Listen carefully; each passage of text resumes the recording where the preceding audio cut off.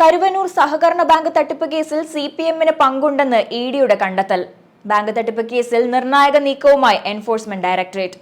ബാങ്കിൽ ഇഡി കണ്ടെത്തിയ സിപിഎമ്മിന്റെ 5 രഹസ്യ അക്കൗണ്ടുകളുടെ വിവരങ്ങൾ തിരഞ്ഞെടുപ്പ് കമ്മീഷന് കൈമാറി.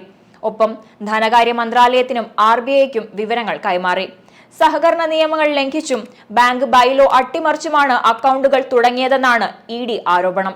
ഭൂമി ഇടപാടുകളിലെ തുക നിക്ഷേപിക്കാനും ബിനാമി വായ്പകൾക്കുള്ള പണം വിതരണം ചെയ്യാനും അക്കൗണ്ടുകൾ ഉപയോഗിച്ചു. ഓഡിറ്റ് വിവരങ്ങളിൽ നിന്ന് മറച്ചുവെച്ചെന്നും ഇക്കാര്യം ഗൗരവമായി പരിഗണിക്കണമെന്നും ഇഡി ആവശ്യപ്പെട്ടിട്ടുണ്ട്.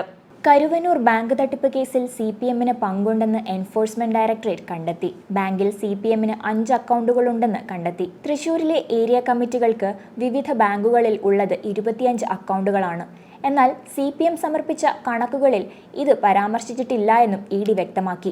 സിപിഎമ്മിന്റെ ഉന്നത നേതൃത്വത്തെയും പാർട്ടിയെയും കേസുമായി ബന്ധിപ്പിക്കുന്ന തരത്തിലാണ് അന്വേഷണം പുരോഗമിക്കുന്നത്.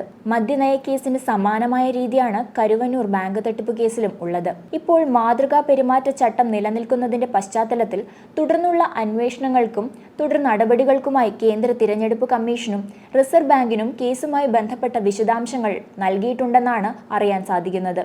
കരുവന്നൂർ ബാങ്കിൽ സിപിഎമ്മിന് 5 അക്കൗണ്ടുകൾ ഉണ്ടെന്ന കണ്ടെത്തലിൽ മറ്റു പേരുകളിൽ അക്കൗണ്ടുകൾ ഉണ്ടോ എന്ന് സ്ഥിരീകരണമുണ്ടായിട്ടില്ല.